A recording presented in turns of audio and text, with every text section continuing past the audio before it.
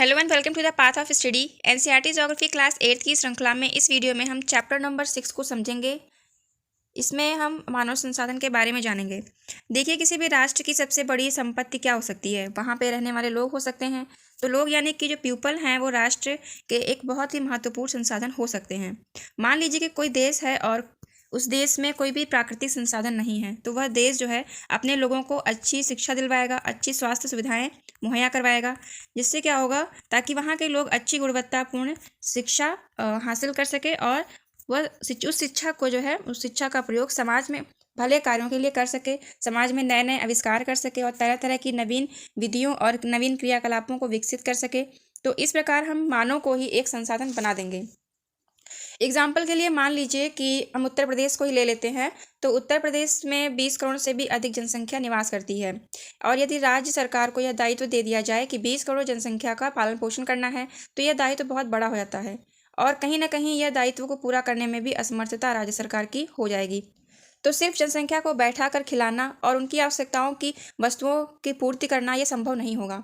और यदि 20 करोड़ जनसंख्या को अच्छी शिक्षा दिलवाई जाए, अच्छी स्वास्थ्य सुविधाएं दिलवाई जाए, आवास उन्हें उपलब्ध हो, ठीक है, और उन्हें रोजगार के अवसर दिलवाए जाएं, तो 20 करोड़ जनसंख्या मानव संसाधन के रूप में विकसित हो जाएगी और ये सभी लोग उत्तर प्रदेश की पूंजी भी बन जाएंगे।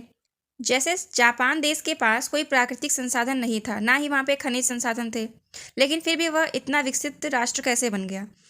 जैसे कि सऊदी अरब है, वेनेजुएला है, तो ऐसे देशों के पास प्राकृतिक संसाधन उपलब्ध हैं, वहाँ पे तेल के भंडार हैं, प्राकृतिक संसाधन वहाँ पे उपलब्ध हैं।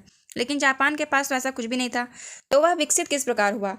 तो जापान देश के जो सरकार है उसने उन लोगों को अच्छी सुविधा दी, चाहे वो शिक्षा के क्षेत्र में हो, चाहे वो चिकित्सा के क्षेत्र में हो, ठीक है। जिससे क्या हुआ कि वहाँ के लोग उच्च शिक्षा प्राप्त करके अपने ज्ञान का और अपने कौशल का प्रयोग करते हुए उन्होंने जापान में एक टेक्नोलॉजी का विकास किया और उस टेक्नोलॉजी को पूरे विश्व में फैलाया। जिससे क्या हुआ, वह अपने देश को, यानी यहाँ के जो लोग हैं उन लोगों ने मिलकर अपने देश को विकसित देशों की श्रेणी में लाके खड़ा कर दिया। तो ऐसे ही हम भी अपने ज्ञान और कौशल का प्रयोग करके टेक्नोलॉजी विकसित कर सकते हैं और उसे अन्य देशों को बेच सकते हैं, ठीक है। तो आइए यहाँ पे देख लेते हैं मानव संसाधन के बारे में इस चैप्टर में क्या क्या बताया गया है। यहाँ पे लिखा है कि लोग ही एक राष्ट्र के सबसे बड़े संसाधन होते हैं। प्रकृति की देन केवल उस समय महत्वपूर्ण होती है जब वह लोगों के लिए उपयोगी होती है और लोग अपनी आवश्यकताओं और योग्यताओं से उस संसाधन में परिवर्तन कर सकते हैं या कर देते हैं और इस प्रकार मानव संसाधन ही अंतिम संसाधन है। यानी कि प्राकृतिक में, यानी प्रकृति में वस्तुएं पाई जाती हैं या फिर प्रकृति में जो भी संसाधन पाए जाते हैं उनका अगर हम लोग उपयोग ही ना करें, यानी कि उनका उपयोग कोई ना करे या फिर किसी प्रकार से वो ना कर पाए, तो वो वस्तु किसी भी यूज़ की नहीं है, यानी कि वो हमारे लिए महत्वपूर्ण नहीं है। और अगर कोई भी वस्तु हमारे लिए महत्वपूर्ण नहीं है, हमारे लिए किसी भी उपयोगी नहीं है किसी भी प्रकार से, तो वह वस्तु जो है संसाधन के रूप में हम उसे नहीं मान सकते। तो इसीलिए अगर कोई वस्तु हमारे लिए उपयोगी हो रही है तो कहीं ना कहीं हम लोग उसमें परिवर्तन कर रहे हैं अपनी आवश्यकताओं के अनुसार और अपने ज्ञान और कौशल का यूज़ करके उस वस्तु को अपने लिए उपयोगी बना रहे हैं। इसीलिए अंतिम जो हमारा जो संसाधन होता है वो मानव संसाधन ही होता है, क्योंकि हमने इस संसाधन के अकॉर्डिंग ही हमने जो प्रकृति में पाई जाने वाली चीज़ें होती हैं उनका यूज़ किया है। ओके, आई होप आप लोग समझ गए होंगे। आगे बताया गया है कि स्वास्थ्य, शिक्षित और अभिप्रेरित लोग अपने आवश्यकताओं के अनुरूप संसाधनों का विकास करते हैं, ठीक है। तो हम लोग अपनी आवश्यकताओं की पूर्ति के लिए जो संसाधन प्रकृति में पाए जाते हैं उनका हम लोग विकास करते हैं, उनमें परिवर्तन करते हैं। यहाँ पे बताया गया है कि क्या आप जानते हैं कि भारत सरकार के अधीन एक मानव संसाधन मंत्रालय है और यह 1985 में इस मंत्रालय का निर्माण लोगों के कौशल को बढ़ाने के लिए किया गया था, ठीक है। तो मानव संसाधन जो मंत्रालय है उसका निर्माण कब किया गया था? 1985 में उसकी स्थापना की गई थी। आगे बताया गया है यहाँ पे कि अन्य संसाधनों की भांति मानव संसाधन विश्व में समान रूप से वितरित नहीं है। तो मानव संसाधन का वितरण पूरे विश्व में एक समान नहीं है। जैसे कि हमने पिछले चैप्टर थे उसमें बताया था कि जो उद्योग होते हैं या फिर जो खनिज संसाधन होते हैं उनका भी वितरण पूरे विश्व में समान नहीं है। ऐसे ही वहाँ पे मानव संसाधनों का वितरण भी समान नहीं पाया जाता है। अपने शैक्षिक स्तर, आयु और लिंग में वे एक दूसरे से भिन्न हैं और उनकी संख्या और लक्षण में भी भिन्नता देखने को मिलती है। आगे बताया गया है कि आप जानते हैं कि प्रधानमंत्री कौशल विकास योजना को 2015 में 1 करोड़ भारतीय युवाओं को 2016 से 2020 तक प्रशिक्षित करने के उद्देश्य से शुरू किया गया था और इस योजना का उद्देश्य संभाव्य और मौजूदा रोजगार अर्जन को गुणवत्ता प्रशिक्षण प्रदान करके रोजगार योग्य कौशल की योग्यता को प्रोत्साहित करना है। यानी कि ऐसी कौशल का विकास करना जिससे जो है हमें अर्निंग भी हो, यानी कि लोगों को रोजगार भी प्राप्त हो। तो इसीलिए यहाँ पे योजना भारत सरकार की तरफ चलाई गई थी जिसका नाम था प्रधानमंत्री कौशल विकास योजना, जो कि 2015 में प्रारंभ हुई थी।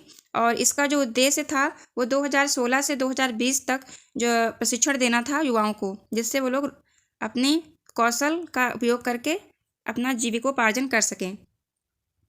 आगे यहाँ बताया गया है जनसंख्या के वितरण के बारे में। तो हम चूँकि जानते हैं कि पूरी पृथ्वी पर 70% भाग पर जो है समुद्र है, यानी कि वहाँ पे पानी पानी है, और जो 30% भाग है उस पर भूमि पाई जाती है। ठीक है, तो यहाँ वही बताया गया है कि भूपृष्ठ पर जिस पर लोग फैले हैं उन्हें जनसंख्या वितरण का प्रतिरूप कहते हैं। ठीक है, यानी प्रतिरूप का अर्थ होता है, जनसंख्या वितरण का प्रतिरूप का अर्थ होता है जहाँ पे जो लोग रहते हैं, जहाँ पे जिन लोगों का विस्तार पाया जाता है उसे जनसंख्या वितरण का प्रतिरूप कहते हैं। और विश्व की जनसंख्या का 90% से अधिक भाग भूपृष्ठ के लगभग 30% भाग पर निवास करता है। कहने का तात्पर्य यह है कि लगभग 90% जो जनसंख्या है वो कहाँ निवास करती है, इस 30% भूभाग पे निवास करती है। आगे बताया गया है विश्व में जनसंख्या का वितरण अत्यंत असमान है और कुछ क्षेत्र बहुत घने बसे हैं तो कुछ बहुत ही विरल बसे हुए हैं। तो घने बसे हुए वहीं होंगे जहाँ पे सभी सुविधाएं उपलब्ध होंगी, सभी जो आवश्यकताओं की पूर्ति के लिए जो संसाधन होते हैं वो उपलब्ध होंगे। कहीं ना कहीं जो जलवायु है, जलवायु भी लोगों के निवास के लिए जहाँ पे सबसे ज़्यादा सूटेबल होगी वहाँ लोग निवास करेंगे। ठीक है, तो और यहाँ पे लिखा है कुछ विरल बसे क्षेत्र हैं, तो विरल वहीं होंगे जहाँ पे विषम परिस्थितियाँ पाई जाती होंगी निवास के लिए, असमान जो जनसंख्या होती हैं, जैसे कि मरुस्थल हो गया, या फिर जो है जहाँ पे पर्वत हैं, पहाड़ हैं, वहाँ पे लोगों की जो बस्तियाँ होती हैं वो विरल पाई जाती हैं। आगे लिखा है कि दक्षिण और दक्षिण पूर्वी एशिया, यूरोप और उत्तर पूर्वी उत्तर अमेरिका घने बसे क्षेत्र हैं और उच्च अक्षांशीय क्षेत्रों, उष्णकटिबंधीय, मरुस्थलीय, उच्च पर्वतीय और विषुवतीय वनों के क्षेत्र बहुत ही कम लोग वहाँ पे निवास करते हैं। क्यों होता है वहाँ पे ऐसा? क्योंकि वहाँ पे जो है विषम परिस्थितियाँ पाई जाती हैं निवास के लिए।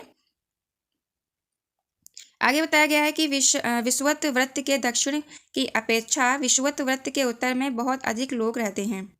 ठीक है, यानी कि जो पृथ्वी है, पृथ्वी पर विषुवत वृत्त यानी कि ये विषुवत रेखा है 0 डिग्री, तो उसके दक्षिण की अपेक्षा यहाँ पे, यानी यहाँ की बात की, दक्षिणी गोलार्ध की बात की जा रही है कि दक्षिण की अपेक्षा जो उत्तरी गोलार्ध है वहाँ पे सर्वाधिक मात्रा में जनसंख्या निवास करती है, क्योंकि यहाँ पे ज़्यादातर भूमि पाई जाती है। ठीक है, और यहाँ पे जो है और दक्षिणी गोलार्ध में महासागरों का विस्तार सर्वाधिक मात्रा में पाया जाता है, इसीलिए वहाँ पे भूमि भी कम है।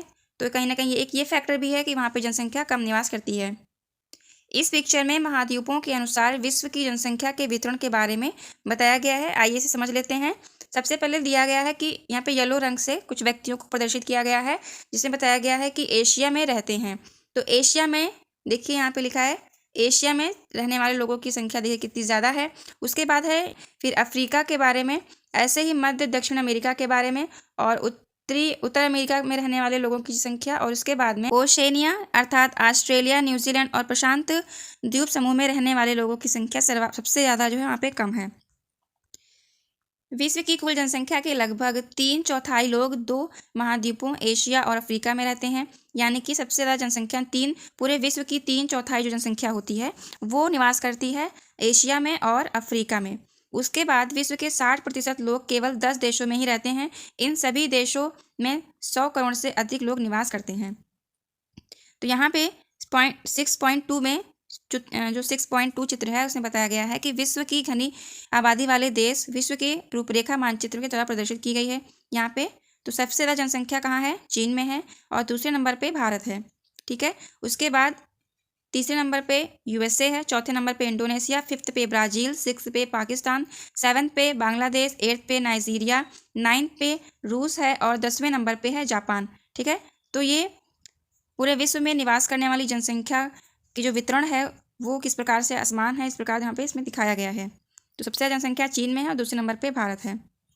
आगे यहाँ पे जनसंख्या का घनत्व के बारे में बताया गया है।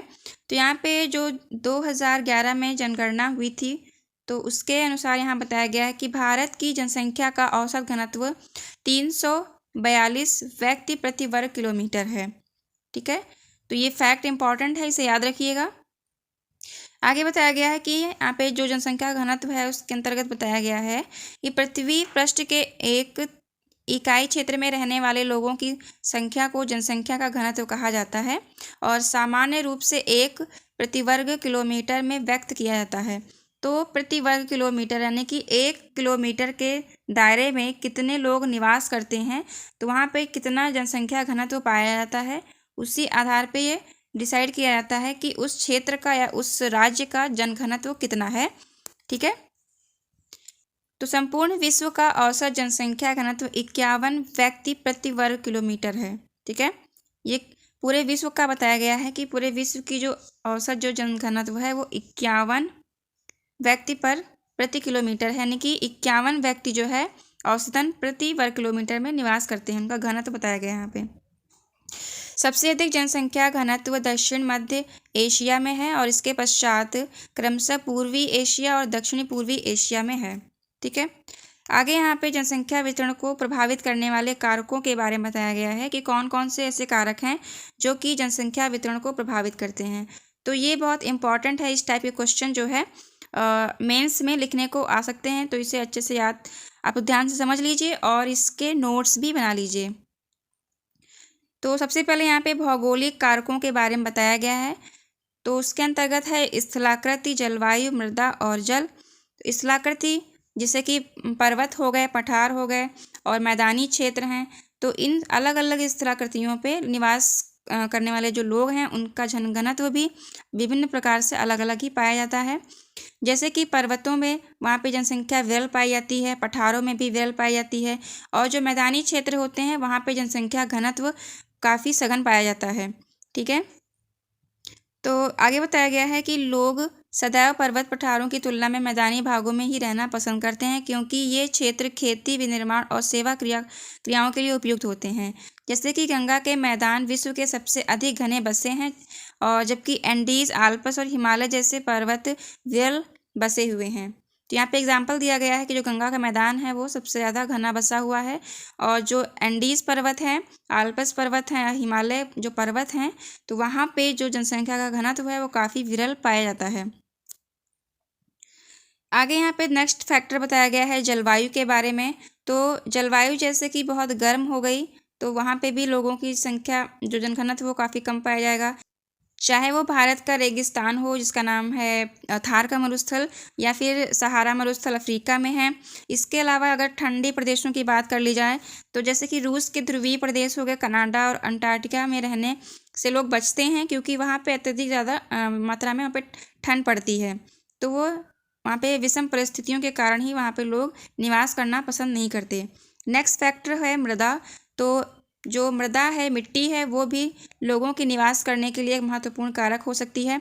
जैसे कि जो बंजर भूमि होती है या रेतीली भूमि होती है, पर्वतीय जो पर्वत पे जो मृदा पाई जाती है वहाँ पे खेती करना मुश्किल होता है या फिर वहाँ पे खेती सही से हो नहीं पाती है। वहाँ की मिट्टी जो होती है वो अनुपजाऊ होती है, जिसके कारण लोग भी वहाँ पे निवास नहीं करते हैं क्योंकि जब खाने के लिए ही नहीं वहाँ उचित मात्रा में चीज़ें उपलब्ध होंगी तो लोग भी यहाँ से पलायन कर जाते हैं। तो मृदा के बारे में बताया गया है कि उपजाऊ मृदाएं कृषि के लिए उपयुक्त भूमि प्रदान करती हैं और भारत में गंगा ब्रह्मपुत्र का जो मैदान है वो खेती के लिए सर्वोत्तम मात्रा में वहाँ जो भूमि है वो उपजाऊ पाई जाती है। और चीन में हुआंगी और चांगजियांग और मिस्र में नील नदी के उपजाऊ मैदान घने बसे क्षेत्र हैं। आगे नेक्स्ट फैक्टर बताया गया है जल। तो जल की उपलब्धता जहाँ पे होगी वहाँ पे लोग निवास करेंगे, जहाँ जैसे कि जो नदियों के किनारे जो क्षेत्र होते हैं वो काफ़ी ज़्यादा क्या होते हैं, घने बसे होते हैं। ठीक है, और ऐसे ही जो समुद्र के किनारे हैं वहाँ पे भी तो जल पाया जाता है, लेकिन वहाँ पे लोग निवास नहीं करते हैं। क्यों? क्योंकि वहाँ का जल जो है वो पीने योग्य नहीं है। तो यहाँ लिखा है कि लोग उन क्षेत्रों में रहने को प्राथमिकता देते हैं जहाँ अलवणीय जल आसानी से उपलब्ध हो, यानी अलवणीय जल यानी मीठा पानी जो हम लोग पीने में यूज़ करते हैं। और विश्व की नदी घाटियाँ घने बसे क्षेत्र हैं, यानी कि जो नदी घाटियाँ होती हैं वहाँ पे सर्वाधिक मात्रा में लोग निवास करते हैं, जबकि मरुस्थल विरल प्रदेश, जो मरुस्थल होते हैं वहाँ पे विरल जनसंख्या पाई जाती है, क्योंकि वहाँ पे जल की उपलब्धता काफ़ी कम होती है या फिर ना के बराबर होती है। नेक्स्ट फैक्टर है कि खनिज जहाँ पे पाए जा रहे होंगे वहाँ पे उद्योग हैं, फैक्ट्री लगेंगी, जिसके कारण लोगों को रोज़गार मिलेगा और वहाँ पे लोग निवास करेंगे। तो एक ये भी फैक्टर है कि खनिज निक्षेपों वाले क्षेत्र अधिक घने बसे होते हैं, जैसे कि दक्षिणी अफ्रीका की जो हीरे की खानें हैं वहाँ पे, और मध्य पूर्व में तेल के खोज ने इन क्षेत्रों के लोगों को रहने के लिए प्रेरित किया है। ठीक है, क्योंकि आज का मनुष्य वहीं निवास करता है जहाँ पे संसाधन उपलब्ध होते हैं। तो यहाँ पे लिखा है मध्य पूर्व में तेल की खोज, अर्थात यहाँ पे किन देशों की बात की जा रही है जो मध्य पूर्व में है, जैसे कि ईरान है, इराक है और वेनेजुएला है, और इसके अलावा अन्य देश जैसे कि सऊदी अरब है। तो ऐसे देश जो कि यहाँ पे तेल की उपलब्धता है, तेल के भंडार हैं, तो वहाँ पे भी लोग जो है अब निवास करने लगे हैं, क्योंकि वहाँ की जो भूमि है उसकी महत्ता जो है काफ़ी बढ़ गई है। हमने जो उद्योग वाला चैप्टर था उसमें इस बात को डिटेल से समझा था। अगर आपने उस वीडियो को नहीं देखा है तो उस वीडियो का लिंक डिस्क्रिप्शन बॉक्स में दे दिया जाएगा, आप लोग वहाँ से उस वीडियो को देख सकते हैं। आगे यहाँ बताया गया है सामाजिक, सांस्कृतिक और आर्थिक कारकों के बारे में, तो आइए इन्हें भी देख लेते हैं। सबसे पहले यहाँ साइड में लिखा है, शब्दावली दी गई है जीवन प्रत्याशा की। तो जीवन प्रत्याशा क्या होता है उसको समझ लीजिए। यह उन वर्षों की संख्या है जिसमें औसत व्यक्ति के जीवित रहने की आशा की जा सकती है, यानी कि औसतन व्यक्ति कितना जीवित रहता है, कितने वर्षों तक जीवित रहता है, वह उस व्यक्ति की जीवन प्रत्याशा कहलाती है। तो आगे यहाँ बताया गया है आर्थिक कारकों के बारे में। सबसे पहले लिखा है कि औद्योगिक क्षेत्र रोजगार के अवसर प्रदान करते हैं, लोग बड़ी संख्या में इन क्षेत्रों की ओर आकर्षित होते हैं, जैसे कि जापान में ओसाका और भारत में मुंबई 2 घने बसे शहर हैं। यानी कि जहाँ पे औद्योगिक क्षेत्रों का विकास सबसे ज़्यादा होगा वहाँ पे तो आर्थिक रूप से वहाँ के जो लोग होंगे उनको अवसर मिलेगा रोजगार का, तो इसीलिए वहाँ पे लोग ज़्यादा निवास करना पसंद करेंगे।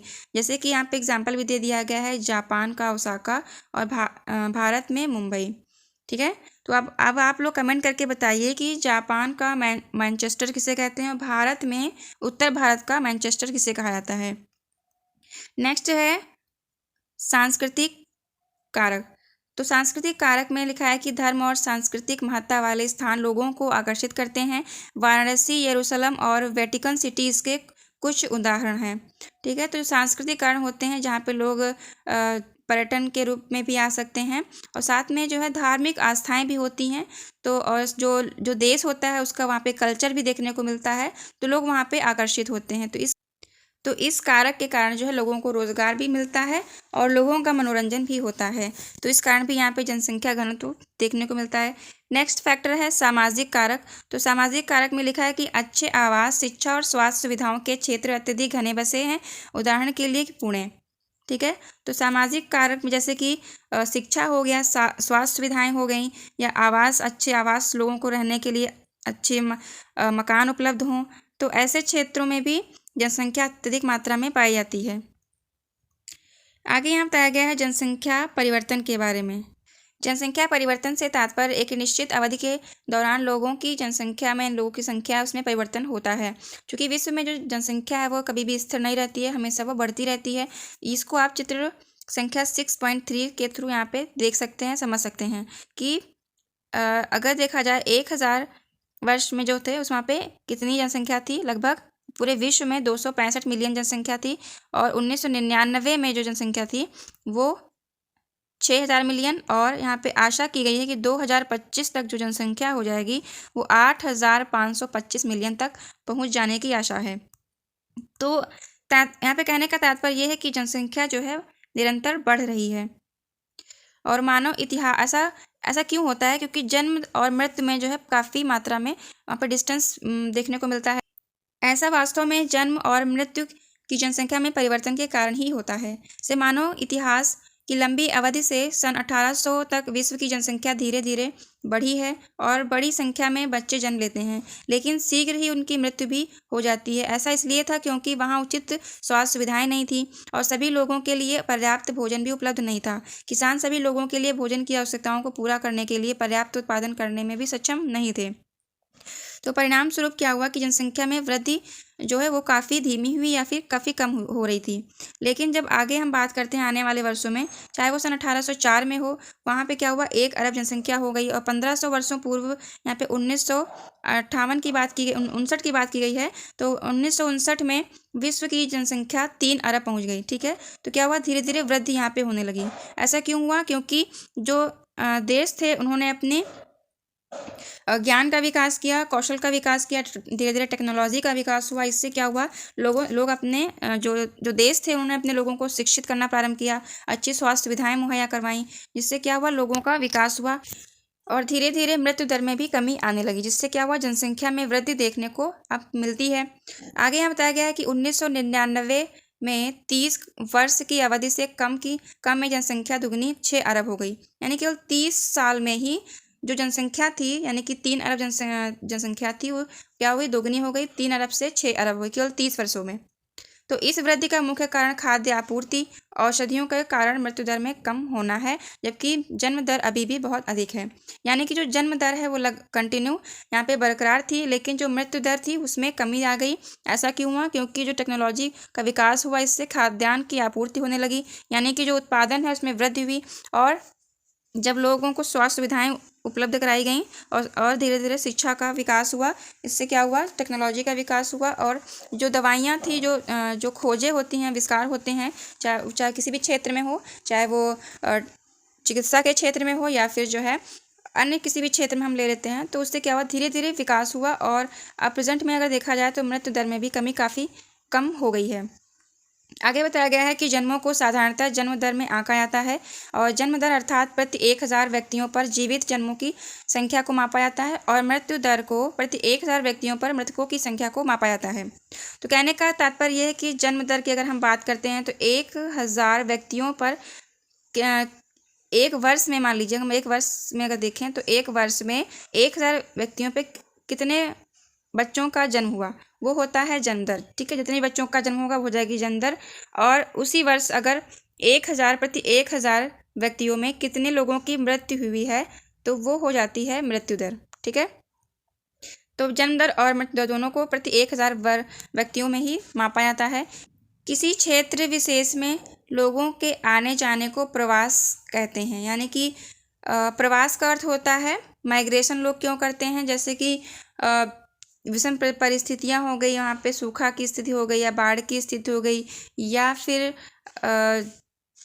कहीं पे भूकंप या भूस्खलन ज़्यादा आता है तो उस वजह से लोग वहाँ अपना जो स्थान होता है लोग आवास वहाँ पे छोड़ देते हैं या बहुत से फैक्टर होते हैं तो इसके कारण जो है लोग पलायन करते हैं। तो वही लिखा है कि किसी क्षेत्र विशेष में लोग आने जाने को ही प्रवास कहते हैं। आगे बताया गया है जन्म और मृत्यु जनसंख्या परिवर्तन के प्राकृतिक कारक हैं।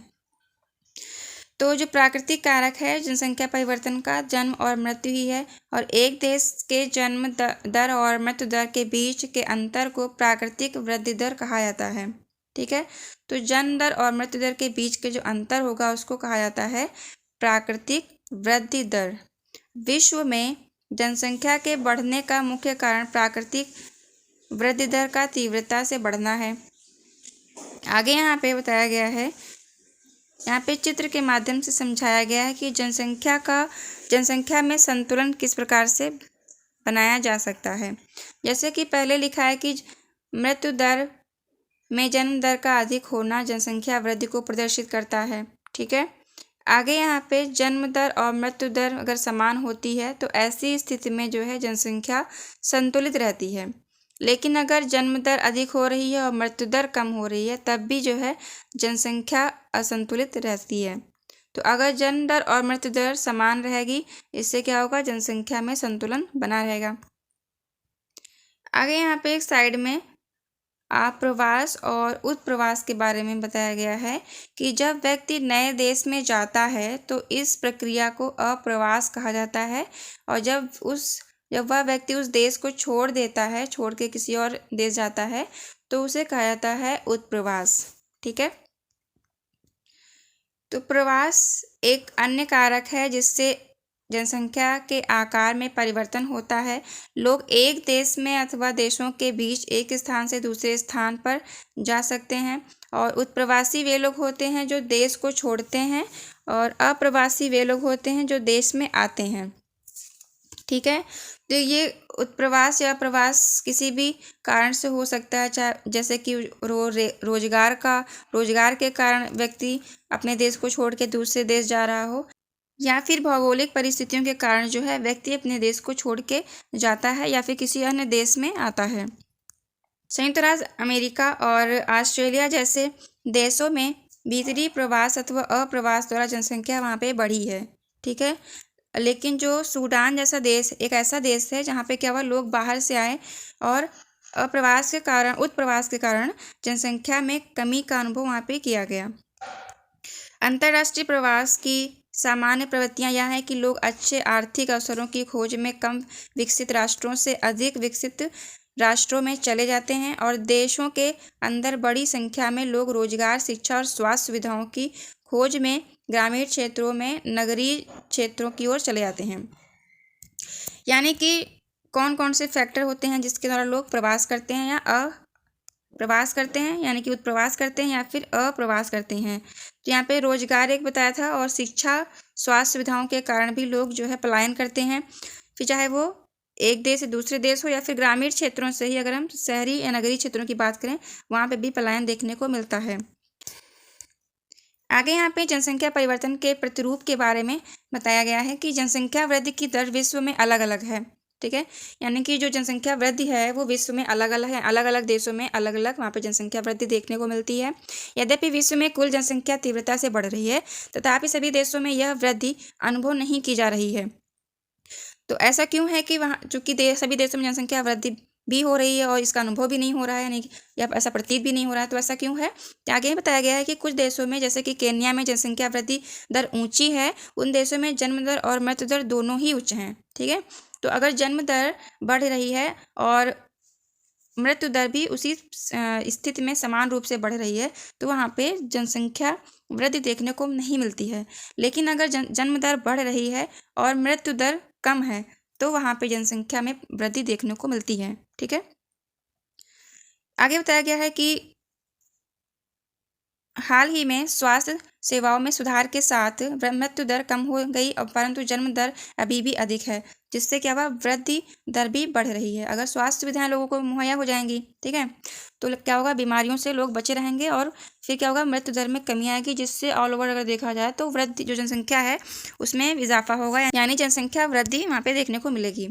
अन्य देशों में जैसे यूनाइटेड किंगडम में निम्न जन्म दर और मृत्यु दर के कारण जनसंख्या वृद्धि दर भी वहाँ पे मंद है। तो वहाँ पे जन्म दर भी कम है और मृत्यु दर भी कम है, यानी है तो देखा तो वहाँ पे इक्वल है, जन्म दर भी और मृत्यु दर भी, जिससे क्या हो, वहाँ पे भी जनसंख्या जो वृद्धि है वो मंद देखने को मिलती है। आगे यहाँ पे इस मानचित्र में जनसंख्या वृद्धि की अलग अलग दरें हैं, उनको समझाया गया है। यहाँ पे दरों के बारे में बताया गया है और उसी को इस मैप में प्रदर्शित किया गया है। तो अति उच्च जो जनसंख्या वृद्धि है वो कहाँ देखने को मिलती है, जहाँ पे ब्लू कलर से हाईलाइटेड है, वहाँ पे जनसंख्या वृद्धि सर्वाधिक मात्रा में देखने को मिलती है।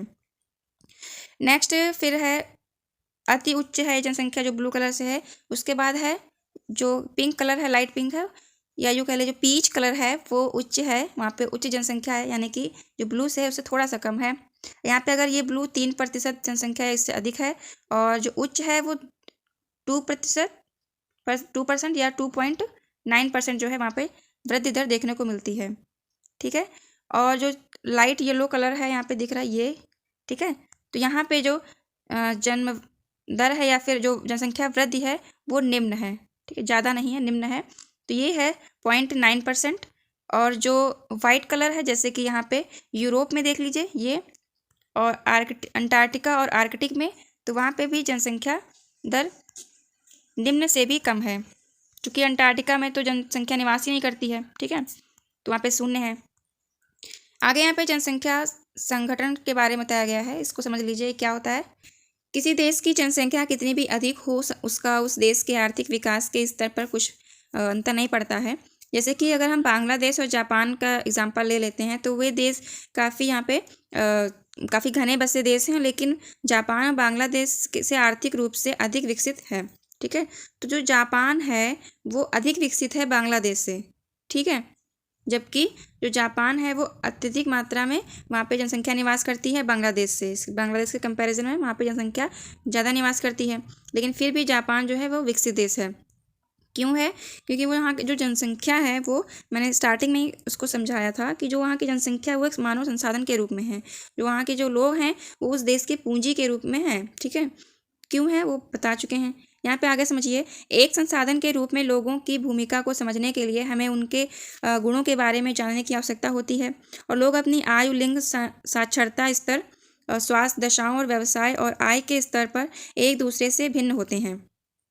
ठीक है, तो अगर कोई संसाधन है तो उस संसाधन को उन लोगों की समझने की जो भूमिका होती है, वो जो उस संसाधन में जो गुण होते हैं तो वो गुण लोगों के लिए आवश्यक हैं या नहीं हैं, उस बात पर उस संसाधन की भूमिका निर्भर करती है। जैसे कि हम अगर सोने का एग्जाम्पल ले लेते हैं, एक सोना हो गया। ठीक है, खनिज संसाधन है, सोना है।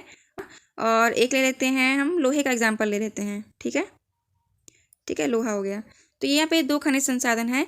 तो अब यहाँ पे लोगों की समझने की जो भूमिका है उसके अकॉर्डिंग ही यहाँ पे जो उनके गुण होते हैं लोगों की आवश्यकताओं को पूरा करते हैं।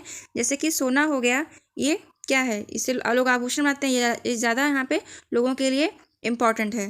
क्योंकि लोहा भी इम्पॉर्टेंट है, सबसे ज़्यादा तो यूज़ लोहे का ही होता है, लेकिन जो महत्वपूर्ण है, जिसको लोग ज़्यादा वैल्यू देते हैं, वो सोने को ही देते हैं। ठीक है,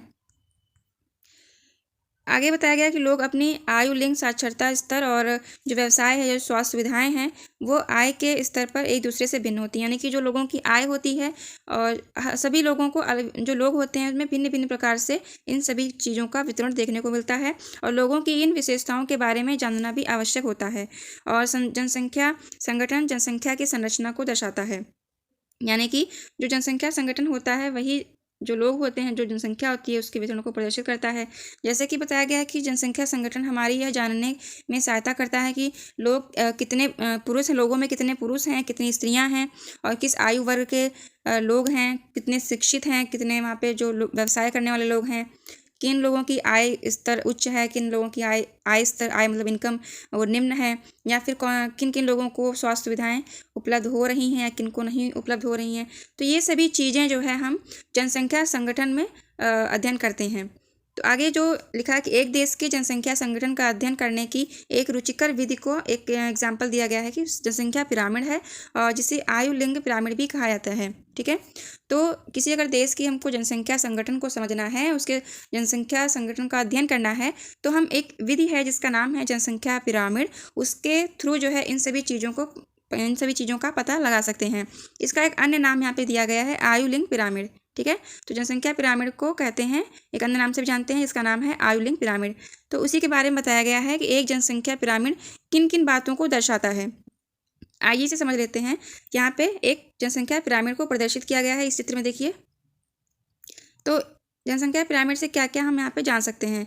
पहली चीज़ तो ये जान सकते हैं कि जो कुल जनसंख्या है उसमें विभिन्न आयु वर्गों में जो लोग हैं, रहने वाले जो निवास करने वाले लोग हैं, जैसे चाहे बच्चे हैं, बूढ़े हैं, युवा हैं, कितने स्त्री हैं, कितने पुरुष हैं। ठीक है, इन सभी चीज़ों को जानते हैं। उदाहरण के लिए जैसे 5 से 9 वर्ष के बीच लोग कितने हैं, कितने बच्चे हैं उसमें, 10 से 14 वर्ष के बीच वहाँ पर निवास करने वाले लोग कितने हैं। ठीक है, सेकेंड पॉइंट यहाँ बताया गया है कि कुल जनसंख्या का प्रतिशत इन वर्गों में से प्रत्येक वर्ग में पुरुष और स्त्रियां उपविभाजित होती हैं। यानी कि जो जनसंख्या होती है उसमें कितनी स्त्रियां हैं और कितने पुरुष हैं, इस बात का भी हम लोग पता लगा सकते हैं। जैसे कि इस चित्र में देखिए, जो रेड कलर से प्रदर्शित किया गया है वहाँ पे वो स्त्रियों को दिखाया गया है और ब्लू कलर से पुरुषों को वहाँ पे प्रदर्शित किया गया है। तो आगे समझाया गया है कि जनसंख्या पिरामिड का आकार उस विशिष्ट देश में रहने वाले लोगों की कहानी बताता है। ठीक है, और बच्चों की संख्या 15 से नीचे जो निचले भाग होते हैं उसमें दिखाई जाती है।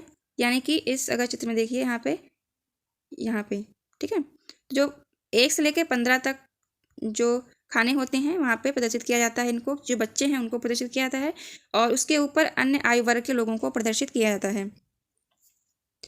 आगे लिखा, यह जन्म के स्तर को भी दर्शाती है। ऊपर के आकार वृद्धि लोग यानी 65 से अधिक आयु वर्ग के लोगों को दर्शाता है और मृतकों की संख्या को भी दर्शाता है। ठीक है, तो यहाँ पे देखिए, यहाँ पे 80 से 84 दिया है और 60 से 64 दिए गए हैं। तो इसके जो ऊपर होंगे, अगर उन लोगों की मृत्यु हो गई है तो वो उस चीज़ को प्रदर्शित करेंगे, और उसके जो नीचे हैं वो उन लोगों को, यहाँ पे जो 60 से या 65 से जो नीचे हैं वो जीवित में शामिल होंगे। आगे बताया गया है कि जनसंख्या पिरामिड एक देश में आश्रित लोगों की संख्या को बताता है, और उसमें युवा आश्रित लोग कितने हैं और वृद्ध आश्रित लोग कितने हैं। ठीक है, इन सब चीज़ों को भी प्रदर्शित करता है। यहाँ पे केन्या देश के पिरामिड को दर्शाया गया है और उसी को यहाँ पे आगे समझाया गया है, उसी के बारे में यहाँ पे बताया गया है। आगे लिखा है कि एक देश का जनसंख्या पिरामिड जिसमें जन्म दर और मृत्यु दर दोनों ही ऊंचे हैं, आधार पे वो चौड़ा है और ऊपर वो तीव्र एवं सकरा है। तो ऐसा इसलिए है, बहुत से बच्चे जन्म लेते हैं लेकिन उनमें से अधिकतर क्या होते हैं, उनकी शैशवावस्था में ही मृत्यु हो जाती है। ठीक है, तो इसलिए जो नीचे का होता है, जो बेस होता है, आधार होता है, वो चौड़ा दिखाया जाता है, यानी कि वो क्या होता है, चौड़ा होता है, लेकिन धीरे धीरे ऊपर क्या होता है, सकरा होता जाता है। ठीक है, तो सकरा वो क्या होता है, जब लोगों की मृत्यु होती जाएगी तो वहाँ पे जनसंख्या घनत्व कम होता जाएगा, जिससे क्या होगा, पिरामिड भी जो है वो क्या होगा, ऊपर की ओर सकरा होता जाएगा। तो वही यहाँ पे केन्या के पिरामिड में हम यहाँ पे इस तरह से को देख सकते हैं। तो जन्म लेने के बाद जो बच्चे बड़े होते हैं, तो वही बच्चे जो ऊपर आगे चल के वृद्ध होते हैं, धीरे धीरे उनकी संख्या में भी कमी आती है, उनकी मृत्यु होती जाती है। तो इस चीज़ को हमने केन्या के पिरामिड से समझ लिया। आगे यहाँ पे भारत का एग्जाम्पल देते हुए बताया गया है कि भारत के पिरामिड को समझ लीजिए। जिन देशों में मृत्यु दर कम हो रही है और युवा वर्ग जो है, युवा आयु के वर्ग का पिरामिड वहाँ पे चौड़ा होता है, और क्योंकि शिशु प्रौढ़ावस्था तक जीवित रहते हैं और इसीलिए यह भारत के पिरामिड में दृष्टिगोचर होता है। ठीक है, तो इसमें क्या होगा, जो युवा वर्ग है, ठीक है, जो युवा वर्ग है वहाँ पे क्या होगा, चौड़ा होगा। ठीक है, सकरा नहीं होगा, चौड़ा होगा। ठीक, क्यों होगा, क्योंकि जो युवा वर्ग है वहाँ पे वो जीवित है, इसलिए वहाँ पे जो पिरामिड में इस चीज़ को भी प्रदर्शित किया जाएगा, इसीलिए वो सकरा नहीं होगा। आगे बताया गया, इस प्रकार की जनसंख्या में युवा सापेक्षता अधिक है और इसका अर्थ मजबूत और वर्धमान बढ़ती हुई श्रम शक्ति है। ठीक है, जो लोगों में जो वृद्धि हो रही है, वो जनसंख्या में जो वृद्धि हो रही है, साथ में जो लोग जीवित हैं वो आगे चलकर वृद्ध होंगे। इससे क्या होगा, यहाँ पे जो पिरामिड है उसमें जनसंख्या युवाओं सापेक्षता अधिक होगी और मजबूत भी होगी। आगे यहाँ पे बताया गया है, कम जन्म दर वाले जैसे कि जापान जैसे देशों में आधार का पिरामिड वहाँ पे सकरा होता है। ठीक है, यहाँ पे देखिए एग्जाम्पल में जन्म दर काफ़ी कम है, इसलिए आधार भी क्या है, सकरा है काफ़ी। आगे तो बताया गया कि घटी जन्म दर के कारण अधिक लोग वृद्ध आयु तक पहुंच जाते हैं, यानी कि जब मृत्यु दर में कमी आएगी, स्वास्थ्य सुविधाएं उपलब्ध होंगी, तो क्या होगा, लोगों की जो लोग होंगे वो मृत्यु उनकी कम होगी और आगे चल के वो वृद्ध जब होंगे, तो इसीलिए जब उसका बीच का आकार होगा, जब ऊपर का जो हिस्सा है पिरामिड का, वो भी क्या होगा, चौड़ा होगा, वहाँ पे सकरा नहीं होगा। लेकिन अगर मृत्यु दर अधिक होगी तो ऊपर भी क्या हो जाएगा, सकरा हो जाएगा। कुशल, उत्साही, आशावादी और सकारात्मक दृष्टि जैसे युवा जन किसी राष्ट्र के भविष्य होते हैं, और हम भारतवासी भाग्यशाली हैं कि हमारे पास ऐसा संसाधन है। उन्हें योग्य एवं उत्पादक बनाने के लिए, कुशल बनाने और अवसर प्रदान करने के लिए अवश्य ही शिक्षित किया जाना चाहिए। यानी कि हमारा जो देश है भारत, वहाँ पे जनसंख्या सर्वाधिक मात्रा में पाई जाती है और भारत में युवाओं की जनसंख्या भी काफ़ी मात्रा में उपलब्ध है। तो अब आवश्यकता इस बात की है कि हम उसी जनसंख्या को किस प्रकार से यूज़ करते हैं। अगर हम युवाओं को शिक्षित करते हैं और युवा को रोजगार के अवसर देते हैं, उनमें उन कौशल ज्ञान को विकसित करते हैं, तो वही जो संख्या है हमारे लिए एक पूंजी के रूप में विकसित हो जाएगी और वही संख्या मानव संसाधन के रूप में भारत के हमारे समक्ष जो है प्रस्तुत होगी। तो वो हमारे देश के लिए बहुत ही क्या होगी, सकारात्मक दृष्टि से अगर हम देखें तो काफ़ी अच्छा होगा, और इससे हमारा देश जो है आने वाले समय में विकसित देशों की श्रेणी में भी आगे खड़ा होगा। तो यहाँ पे ये चैप्टर कंप्लीट होता है। आइए अब इसकी एक्सरसाइज को देख लेते हैं। इससे पहला क्वेश्चन पूछा गया है, जनसंख्या वितरण शब्द से क्या तात्पर्य है। तो जनसंख्या वितरण से तात्पर्य किसी दिए हुए क्षेत्र में या किसी विशिष्ट क्षेत्र में लोगों जो जनसंख्या वहाँ पे उनका वितरण किस प्रकार से है, किस प्रकार से वहाँ पे लोग निवास करते हैं, वो उनका वितरण सघन है या फिर विरल है। तो इस आधार पे जो है जनसंख्या वितरण को हम लोग देखते हैं। आगे नेक्स्ट क्वेश्चन है, वे 3 मुख्य कारक कौन से हैं जिनसे जनसंख्या में परिवर्तन होता है। तो वे 3 कारक हैं, जन्म, मृत्यु और प्रवास। ठीक है, तो जन्म और मृत्यु और प्रवास के कारण जो है जनसंख्या, वहाँ पे जनसंख्या का वितरण देखने को मिलता है। आगे क्वेश्चन है नेक्स्ट, 1999 में विश्व की जनसंख्या हो गई। तो 1999 में जनसंख्या हो गई थी 6 अरब। ठीक है, 6 अरब वहाँ पे जनसंख्या बढ़ के हो गई थी।